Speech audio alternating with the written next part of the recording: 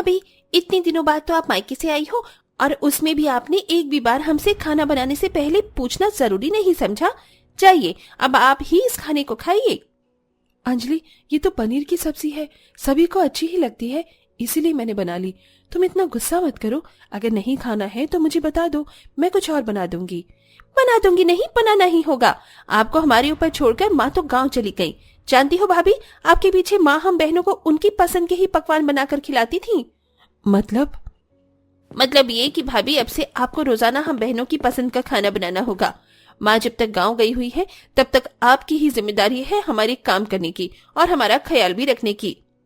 हाँ, वो मैं जानती हूँ, लेकिन अंजलि, अब मैंने ये पनीर बना दिया है तो आज यही खा लो ना। नहीं नहीं नहीं, हमें ये नहीं खाएंगे भाभी। मुझे ऐसे पनीर वनीर की हल्की सब्जियां नहीं बल्कि स्पाइसी खाना पसंद है, जैसे छोले और मिर्च की सब्जी या फिर चटपटे आलू। इतना ही नहीं, मसालेदार दाल तड़का और भी बहुत कुछ। समझ आया? ठीक है भाभी, मुझे इस खाने में कोई दिक्कत नहीं है, मैं पनीर वनीर पसंद करती हूँ, लेकिन हाँ, जब तक साथ में किसी मीठी चीज का निवाला मेरे अंदर न जाए तब तक ना मेरा पेट भरता ही नहीं है और न ही दिल। मैं कुछ समझी नहीं। तो मैं समझा देती हूँ। आपने पूरियां तो बनाई होंगी, लेकिन साथ में आप खीर भी बना दो। ठीक है। प्रियांशी ने अभी अपनी दो बड़ी नंदों की ही बात सुनी थी। उनकी आवाजें सुनकर और टेबल पर बस एक ही तरह का खाना लगा हुआ देखकर बाकी की 8 नंद भी कमरों से निकल आईं और प्रियांशी से बोली, जाओ भाभी, ये क्या बना लिया है? पूरियां और पनीर? मैं तो नूडल्स खाऊंगी। मेरा भी ये सब खाने का मन नहीं है भाभी। जब इनके लिए नूडल्स बनाओगी ही तो मेरे लिए भी पास्ता बना देना। अब मेरे लिए बस भाभी आप मीठा हलवा और साथ में पराठा बना देना। मैं इतना कोलेस्ट्रॉल वाले फूड्स नहीं खाती हूँ, मेरे लिए पोहा बना देना भाभी। हे भगवान, अरे ठीक है, मैं सभी की पसंद का खाना बना दूंगी, लेकिन इस तरह से इतना कुछ मुझे याद नहीं रहेगा, इसलिए सभी कागज पर मुझे अपनी फरमाइश लिख कर दे दो। प्रियांशी के बोलने पर उसकी सभी नंदों ने अपनी अपनी पसंद का खाना एक कागज पर लिखकर उसे थमा दिया। 10 नंदों की खाने की फरमाइशों की लिस्ट बड़ी लंबी थी। प्रियांशी उसे देखकर हैरान हो गई और मन ही मन में सोचने लगी, इतना कुछ मैं अकेले कैसे बनाऊंगी, और क्या ये 10-10 तरह का खाना मुझे रोजाना बनाना होगा? भाभी, ओ भाभी जी कहाँ खो गई? हाँ, जा रही हूँ। प्रियांशी खाने की लिस्ट लेकर रसोई में आ गई और उसे पढ़ने लगी। मुझे मसालेदार आलू, खीर, पोहे, नूडल्स, पास्ता, पिज्जा, प्याज के पराठे, बिरयानी, पुलाव और दही बल्ले बनाने हैं। हे भगवान, मैंने अभी तक तो खाना बनाया था, अब फिर से? चल प्रियांशी, ये सब सोचने में समय मत लगा, बस हाथ चला। प्रियांशी एक एक करके खाना बनाने लग गई। प्रियांशी की शादी अभी 1 महीने पहले ही हुई थी, लेकिन अपनी माँ की तबीयत खराब रहने की वजह से उसका ज्यादातर समय अपने मायके में बीता। उस बीच प्रियांशी कभी कभी बस 1 या 2 दिन के लिए ससुराल आती थी और उससे भी उसकी सास ही उसके कामों को कर देती थी। लेकिन अब 1 महीने के बाद प्रियांशी ससुराल आ चुकी थी। उसके आने की खबर सुनकर उसकी सास अपने मायके चली गई थी और प्रियांशी अब अपनी नंदों के साथ अकेली थी। प्रियांशी की 10 नंद थीं जो अपनी माँ की गैर मौजूदगी में उससे बहुत ज्यादा काम ले रही थीं। 10 की 10 नंद ने अपनी खाने की फरमाइश प्रियांशी को बता दी और अब वो बेचारी परेशान होते हुए सभी का खाना बना रही थी। हे भगवान, एक ही समय में 10-10 तरह का खाना बनाने के लिए तो बहुत बर्तन चाहिए और साथ में एक बड़ा चूल्हा भी। अब ऐसा करती हूँ, पहले कुकर में आलू बना लूंगी। नहीं, अगर आलू बना लिए तो फिर मैं पास्ता कब उबालूंगी? पास्ता तो चलो भगोने में भी उबल जाएगा, लेकिन फिर मैं खीर किस में बनाऊंगी? हे भगवान, मैं कहाँ से शुरुआत करूं? मेरी तो कुछ समझ ही नहीं आ रहा है। ओह, शांति शांति प्रियांशी, शांति। हाँ तो चलो एक एक करके शुरू करती हूँ। प्रियांशी ने अकेले ही एक एक करके शांति के साथ सब कुछ बनाना शुरू किया। पहले उसने चटपटी आलू की सब्जी बनाई, उसके बाद उसने कुकर को धोया और उसमें नूडल्स और पास्ता उबालने को रखा। अब जब तक ये पास्ता और नूडल्स बनते हैं तब तक मैं खीर भी चढ़ा देती हूँ, यूं ही चावल घोट दूंगी।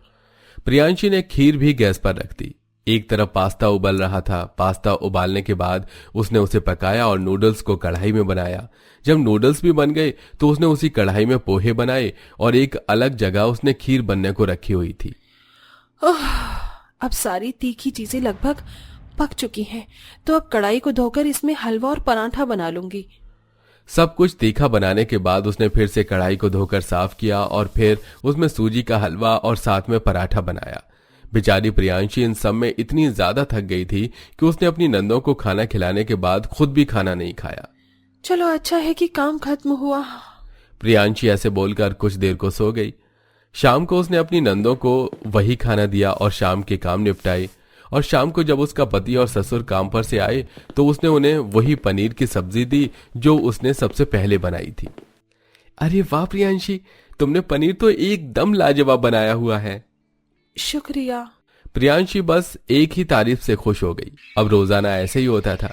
प्रियांशी की सास घर में नहीं थी और उसका फायदा उसकी नंद उठाती थी। वो रोजाना उससे ऐसे ही पकवान बनवाती थी जिसमें 10 की 10 नंदों की शर्त अलग होती थी। भाभी, आज मैं के ड्रामा में दिखाई जाने वाली डिश बिबिम्बिम खाऊंगी। आप उसकी रेसिपी यूट्यूब से देखना और तब तक मेरे लिए बना देना। बेबीबिम, ये क्या होता है? बिबिम्बिम नहीं, बिबिम्ब। आप कुछ भी हो, मुझे बस वही खाना है। ठीक है, मैं कोशिश करूंगी कि मैं बना सकूं। प्रियांशी की नंदें उससे ऐसे ही तरह तरह की चीजें बनवाती रहती थी, लेकिन कभी भी वो बेचारी किसी काम को करने से मना नहीं करती थी। हमेशा वो उनके इशारों पर नाचती रहती थी और ऐसे ही चलते हुए लगभग 1 महीना होने को आया था। आज के दिन भी प्रियांशी को उसकी नंदों ने ऑर्डर दिया हुआ था कि तभी प्रियांशी की माँ की तबीयत बिगड़ने की खबर आई। क्या कहा भैया? माँ की हालत ज्यादा खराब है? ठीक है, मैं आ रही हूँ। प्रियांशी ने अपनी सास को इस बारे में खबर दी और वो जल्दी से अपने मायके के लिए निकल गई। वहां उसकी सास विमला भी अपनी बेटियों के पास लौटने लगी, लेकिन बहनों को ये पता नहीं था। भाभी तो फिर से मायके चली गई। चलो बहनों, हम अपने लिए खुद ही खाना बना लेते हैं। ठीक है। सभी बहनें कुकिंग करने को रसोई में आ गईं, लेकिन एक साथ 10 लोगों का 10 तरह का खाना बनाना आसान नहीं था। रसोई में आकर उनकी लड़ाई होने लगी। सभी सुन लो, सबसे पहले मैं खाना बनाऊंगी, समझ आया? अच्छा, तू क्या कहीं कि प्राइम मिनिस्टर है क्या? मैं बड़ी हूं तो पहले मैं बनाऊंगी। आप अपना काम बनता और भाड़ में जाए जनता। वाह दीदी, इस हिसाब से तो हम भूखे रह जाएंगे। ना बाबा ना, आप लोग लड़ो, मैंने तो अपना खाना बनने को रख दिया है। अच्छा। सभी बहनों में ऐसे ही लड़ाई होने लगी। काफी देर उनमें बहस हुई जिसमें किसी का खाना नहीं बन पाया। अंत में हारकर अंजलि बोली, ये हमारी कामचोर भाभी भी ना किसी काम की नहीं है। चली जाती है आए दिन अपने मायके। कितना अच्छा था ना जब वो घर में थी। कम से कम हमें हमारी पसंद के 10 तरह के पकवान तो खाने को मिलते थे। सही कहा, अब चली गई है वहां। आने दो, अब की बार 10 नहीं 20 तरह के पकवान बनवाऊंगी। सभी बहनें ऐसे ही बातें कर रही थी कि तभी उनको चुप कराते हुए पीछे से विमला बोली, चुप हो जाओ सारी की सारी। सभी बहनों ने पलटकर देखा। माँ, आप कब आई? जब से तुम जानवरों की तरह लड़ रही थी। बेशरम, तुमने अपनी भाभी से एक ही वक्त में 10-10 तरह का खाना बनवाया और इतने पर भी तुम उसे कामचोर बोल रही हो। माँ वो। बस चुप हो जा, मुझे कोई पट्टी मत पढ़ाना। अरे बेशर्मो, जरा सोचो, तुम 10 के 10 एक रसोई में अपने लिए खाना बना नहीं पाई तो वो बेचारी कैसे बनाती होगी?